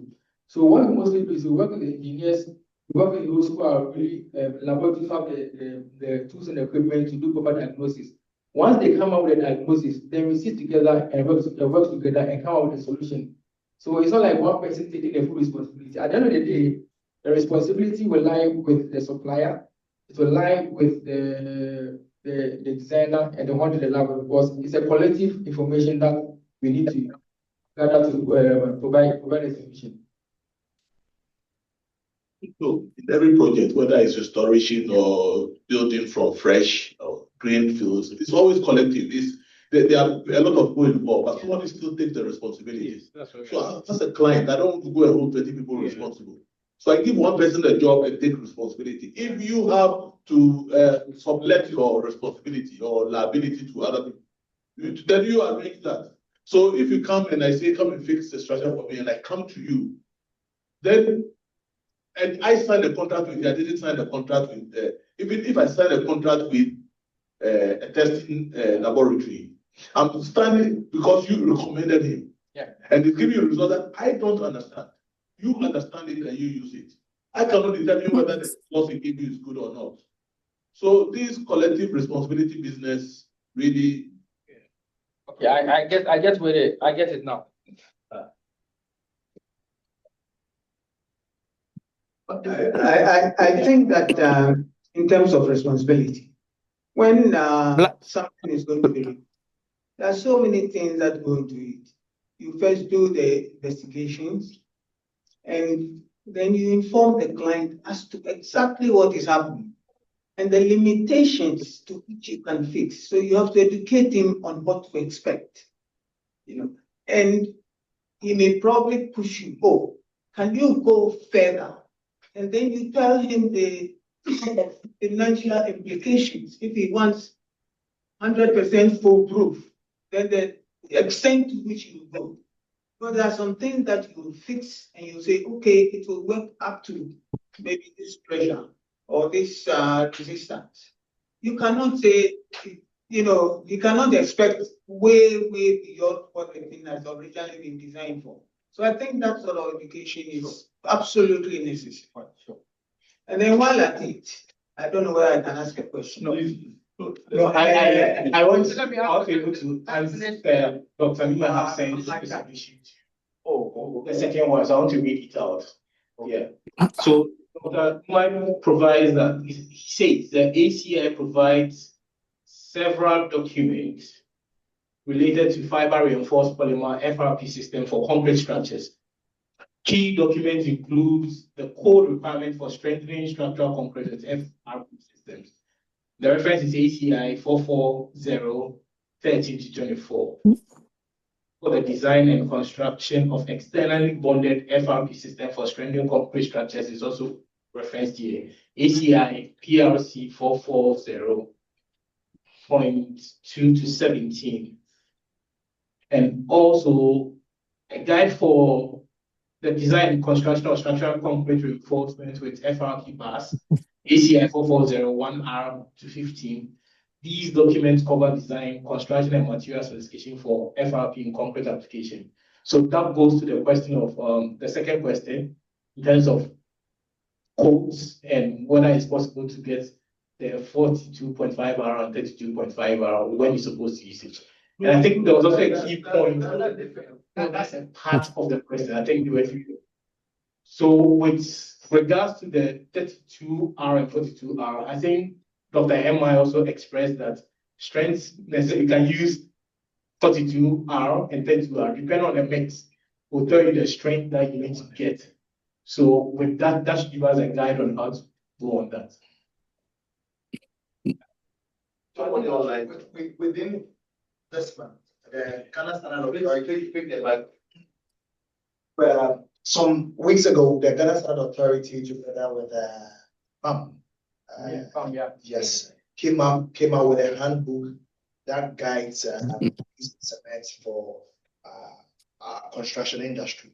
So if we have access to that handbook, we'll be able to identify the type of cement to use for a particular kind of job.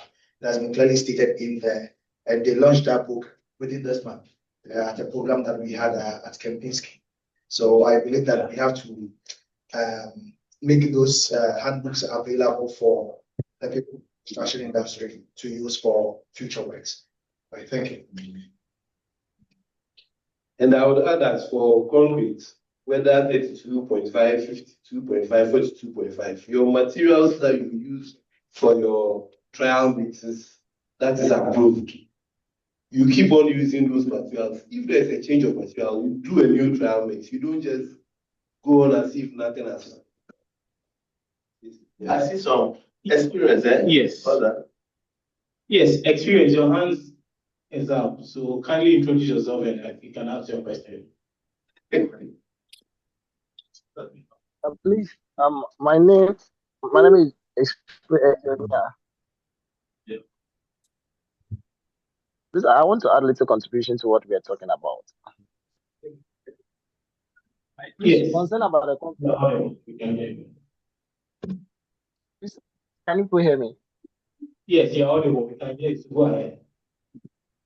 Okay. Concern about the conflict. I've been working in the batching plant for a period of time. Though I'm not in Ghana, but what I realized is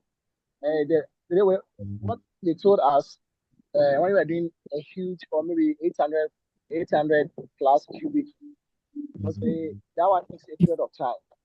So the temperature might rise on the way. So we mostly use ice block, and chilled water.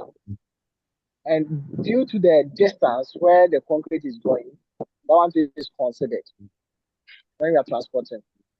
And if it is an open place, for example, whereby maybe they are doing a bridge, so automatically the rod and those things are already highly temperature, have a high temperature. So we make sure that most of the times the temperature is supposed to fall below 20 before it can get to site. That's what we normally do, just to control or to prevent those cracks and those things on site. Or the concrete gets put. Sometimes when the concrete gets to site and there's more than 20, they call it off because they say it cannot be used as site. That's a little experience I have seen or I've written. And most of the times, concrete at the batching plant, mostly the technicians are the most key people who helped to get all these accurate temperatures. So I think the technicians too are supposed to be educated much when they are doing meetings, they're supposed to be considered. And not least, or the little thing too, another experience I had when I was in Ghana was most of the times we'll be doing concrete works or structure works, but most contractors will have professional people to work on it. Most Ghanaian contractors, they don't have a lot of profession, and even the standard board are even not there to come and do assessment, or they are not supervisors who are extremely to take people on ground that okay, you are supposed to do the right thing. For example, I was on a project at Winneba, we were putting about 2,000 bedrooms for students. But if I tell you what exactly was happening, especially my contractor, the number of rod he's supposed to use or the size of rod he was supposed to use, he was not using it. He was not using it, and no one took that man on. They didn't take that man on. They did nothing. When you go for meetings, they'll be talking, hey, they have not been using this and that. I don't know, nothing. There was nothing to do. So I felt like, this is the time Ghana Engineer Association should do something about all these things. People should hold responsible for all this. Because at the end of the day, there are human beings more than 2,000. Because 2,000 bedrooms, which contain 2 people in a the structure engineer did it first. The contractor on the ground never did the right thing at the time. So that's the little experience too I have had, and I think today to have really enjoyed the day of whatever happened today.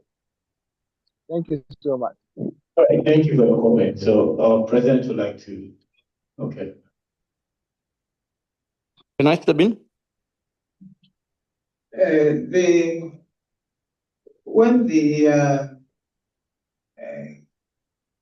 carbon fiber strips are used, how do you ensure that the fire rating of the structure is maintained? Because supposing that it requires that cover to rebar so much, and then you come and attach this to it, depending on the inert quality, depending on the chemical qualities of the properties of the thing, the fire rating may change.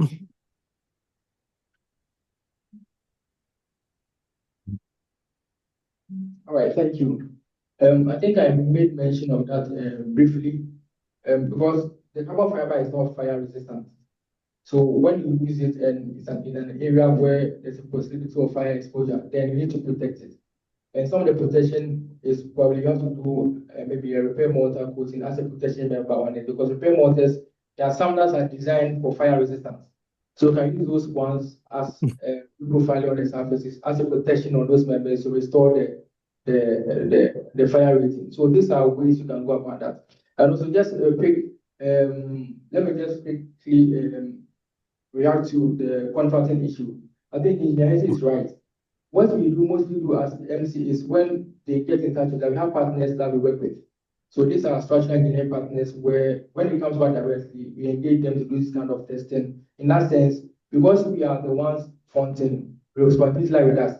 But in some cases where the client comes with his own engineer that go and do this for me, in that sense, we have to work together. to get the data from the engineer before we can come up with something. That's what I mentioned, that it's a collective responsibility. Once we are giving the recommendation for the engineering firm, then definitely it lies with us. But where the client has an engineering firm already to provide such data, that is when the responsibility comes in. So work together to get the solution done. Yeah, thank you.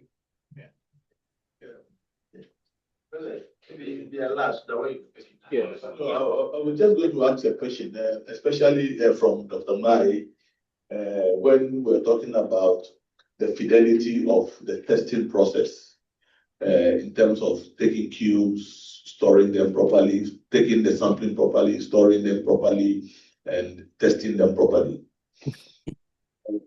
So you may do all those things and get very good results from your test. But your test is supposed to represent what is on site. So your test is only a proxy. So really, if you do your proxy very well and you follow all the rules on the proxy, and you don't follow the rules on the site, then you are doing a very good job to overstate what is on the ground. So I think whilst we probably not a question, but whilst we do the testing properly, we should also focus on doing what we need to do on site properly. And they are even very, very fundamental. But these days, I've not been on the panels, but there was a standard question when somebody comes and says he's doing concrete, you say, how do you take a concrete sample at professional interviews? And I can assure you, then probably 10, 50, I don't know whether it's changed now. I don't know. But describing the process of doing a cube test, you'll be flabbergasted. Yes. Fine. Yes, I am also in the testing industry, so I have some observations I want to share. You know, when clients bring their own issues, especially when they are contractors, at times we have issues with the results. You will do 7 days is high, 28 days is low, and it becomes an issue. There were several contractors. What we then had to do was to actually send people to the site, take the samples properly, cure them properly, and then we started seeing changes. What we observed, you go to a site where a lot of trucks are coming, so they take samples, they take 3 from this one, then they take another 3 from a different vehicle, and bring those 6 as samples. The second vehicle's results may be far lower than the first vehicle's. A lot of times it happens. But when we started sending and trying to explain to them that, look, if you are picking, it must be from the same batch. So that you know that from this batch, 3 days is this, 28 days. And these are sites which have engineers. It's very, very surprising. They are sites with civil engineers supervising. And these very basic things. So when he says that question is asked, I believe that it may still be there. But what we find troubling these days is that when we send our people and we pick, so we know that it's of the same batch, probably cured and things, and the 7 days results is higher than the 28 days, then we started finding, and some of these things come from batching plants. And then when you continue to ask, you know that they added some chemicals, whether it's an add mixture or the other add is what? Additives or whatever. So that is where we are becoming a bit worried that it's coming from a proper batching plant. So why are we seeing things like this? So there's a need to follow up and try and figure out what is happening. In the beginning, when they started doing this, so then you see that the 7 days was very, very high. They are looking for a C30. Look, the 7 days can give you about 31. And then the 28 days drops below the 30. It's an issue. It's something that we should take very serious and then look into it. Like, do you have anybody online? Yes, I want to pick some questions here. Someone asking, can rising dampness reduce the strength of building? That's Rachel from Rehoboth Properties. And then there is also a question here. The person is asking for a concrete specification. I think it's AESL Limited. The concrete specification and repairs of structures in coastal environments. So we'll take that also as a question. And then the next one is, Someone is asking whether we can collaborate with GSA to rate the market of steel reinforcing bar, I guess. He's looking at the standards. And then someone is also asking whether foundations of buildings of 30 years can be restored. Foundations of 30 years, whether they can be restored. No, you It's another one that is the coastal environment, right? Yeah. yes. Say can rise number reduces the strength or something. Yeah. Yes. All right. So rising dampness can equally reduce the solvent structure simply because when you have the dampness in the structure, this dampness there's water, and most of this water carry dissolved salts. These dissolved salts can either affect the reinforcement or affect the cement base. So when the cement base is being affected, then bonding or the performance of the element is also compromised. So definitely the bearing capacity or whatever that material is being deteriorated is also reduced. So it's not, most of the time we see it as just something aesthetically not pleasing, but it has structural implications, especially when you have structural elements involved. So it has to be looked at. For the coastal environment, I mean, the same procedures are adapted. Just that we have to use materials that are not affected by the coastal environment for the repairs. So the same procedures, if there are reinforcements involved, you still need to expose the reinforcement. You still need to derust it. We need to do a protection material on top before we do profile. So the same processes are adapted. Just that the choice of materials might be different because of the exposure, because you need to look at the kind of exposure, the intensity of exposures to be able to come up with a material that can protect your structure. So the same processes. And yes, for the foundation, as I mentioned in the presentation, there are ways you can improve the bearing capacity of the structure. But when it comes to in terms of sizing of the base, then you may have to expose and work on it if there's an issue of the size. But if the analysis is done and probably the bearing capacity is improved to a certain level and the size can also pass based on the existing size, then we can do what we call the injection method to improve the bearing capacity to allow the existing base to still perform. So these are ways that we can go about it, but it has to be looked at, do some testing to go to settle on what exactly has to be done.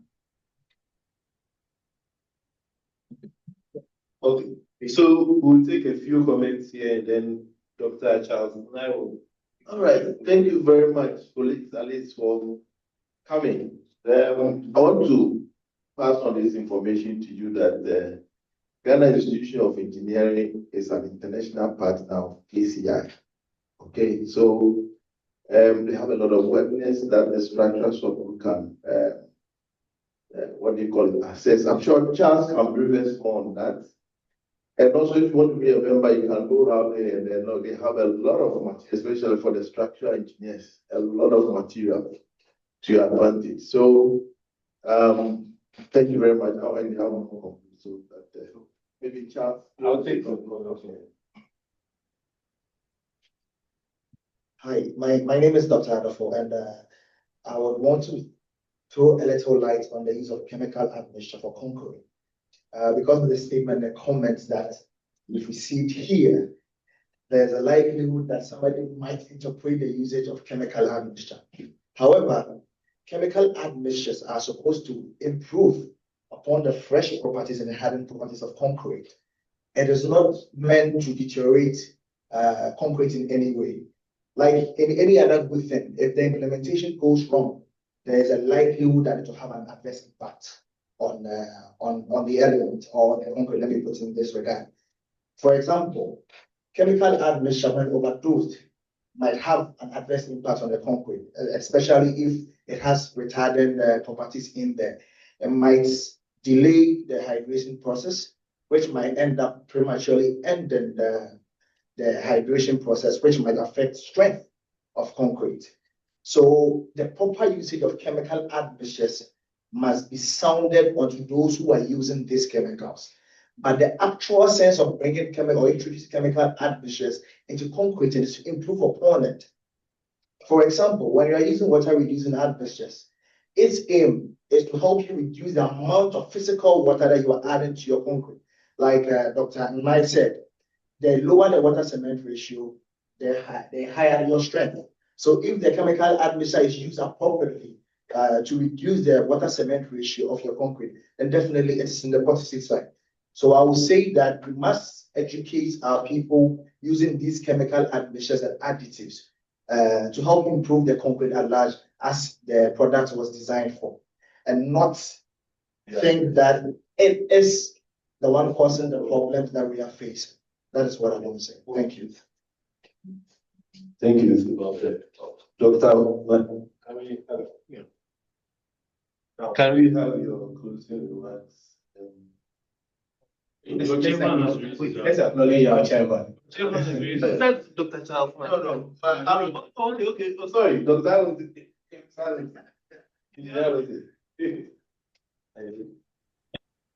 Hello? Please, can you hear me? I want to find out from MC, why don't they put their products in the shops for people to just buy and use?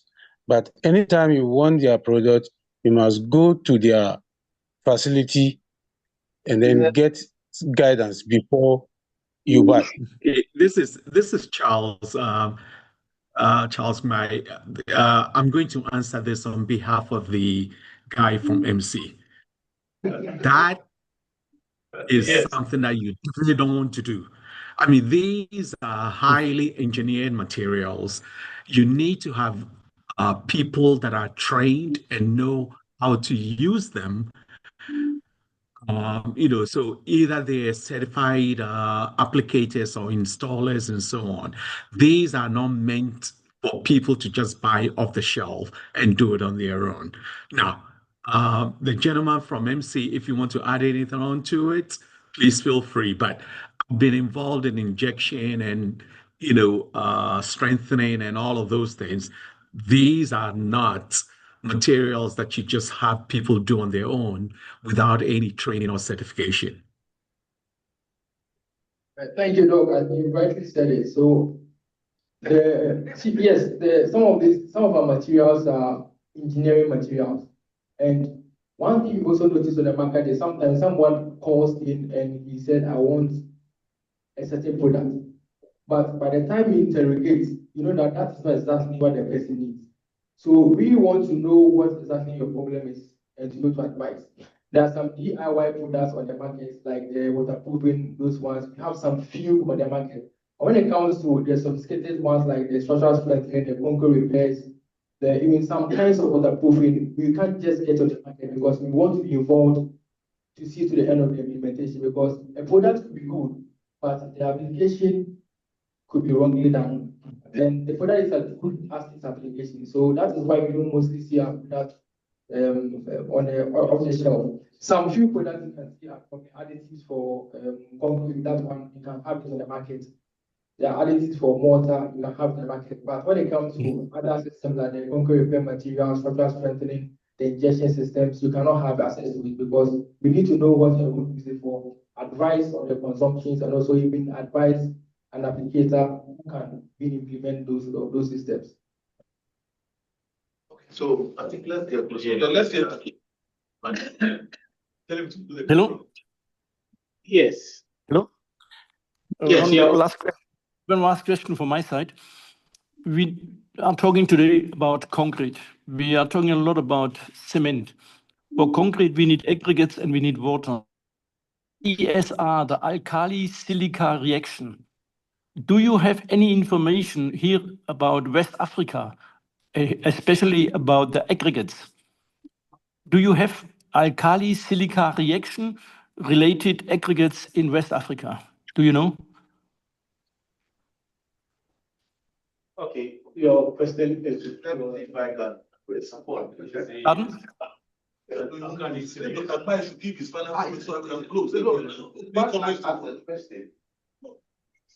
Sorry, I did not understand. Sorry.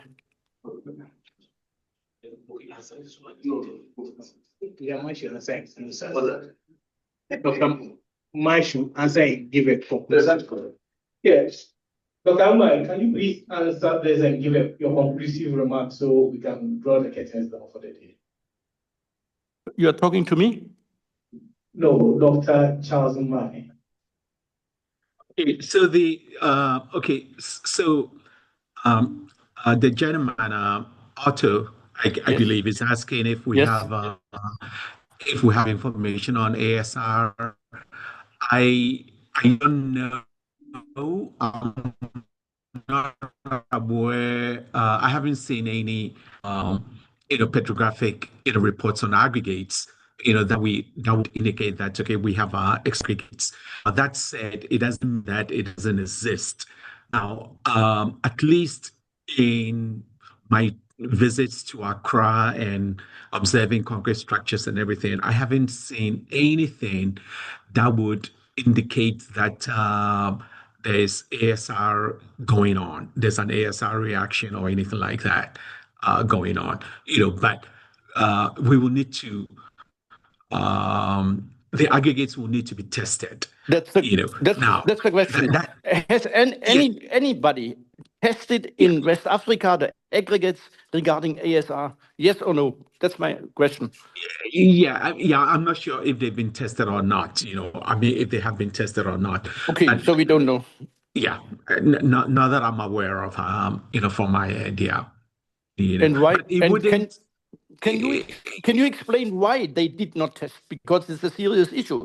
If this happens, you can demolish the building. There is no repair. There is no repair possible. Yeah, I agree with you that ASR is a problem. But however, as I said, I mean, I don't think there's history of structures suffering from ASR. I mean, the issues that we have with respect to durability are corrosion and what do you call it? What do you call it? The Alkali silica reaction. Yeah, Alkali silica. Moisture related issues. No, I'm not aware of alkali silica. No, I'm not aware of alkali silica reaction. I'm not saying it doesn't exist, but I'm not aware of that. And I'm not aware of that. Can I come in? Can I come in? Okay, then one very last question from my side. There is a building, a high-rise building near to Labadi Beach Hotel. This was built and stopped. What's the reason? Why did they stop this building? Is it a concrete issue or what is the issue? Mr. Otto, we would have a separate seminar on defects in concrete and we would invite you as a resource person. Then we can discuss all the issues you are worried about. Okay. Yeah. So Dr. Charles. Dr. Charles, have we got your closing remarks? Yeah.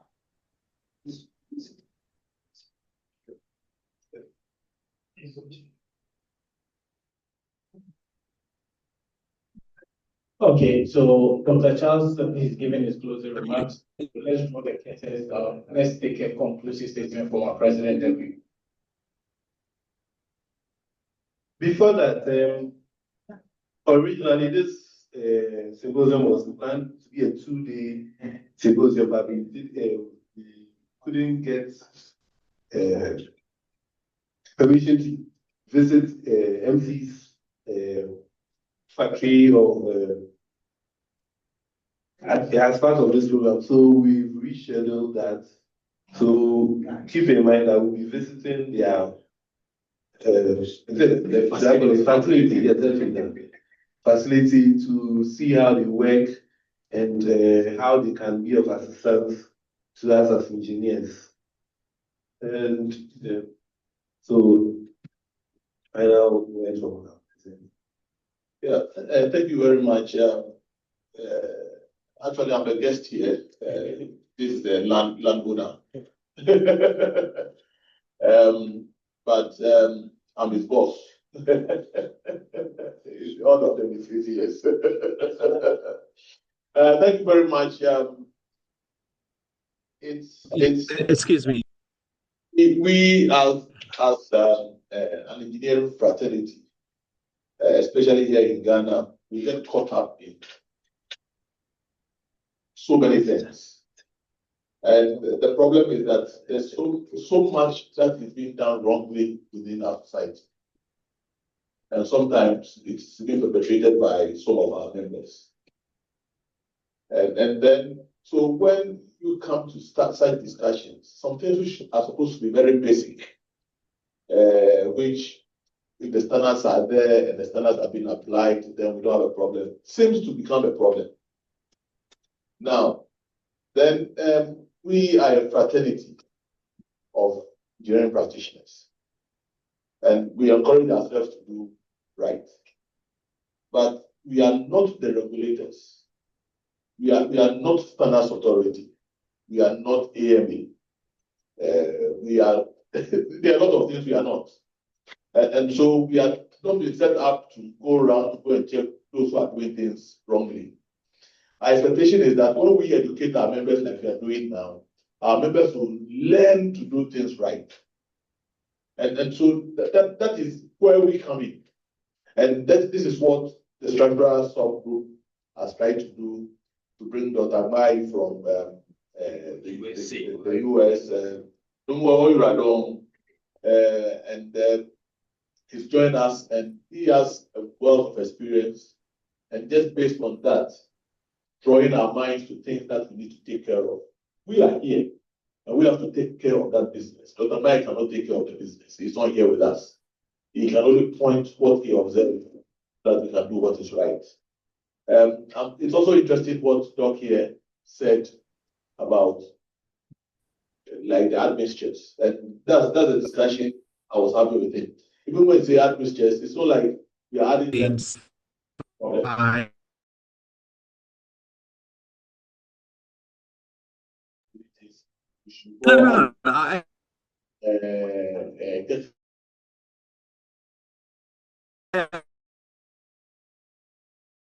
I was saying that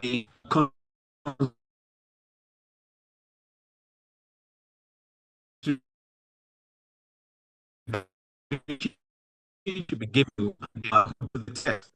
Let me just give a moment. If you're lucky, they do the test before they pour, right? When the truck from the first truck test has been tested, then the test people they go because they don't have to test every truck.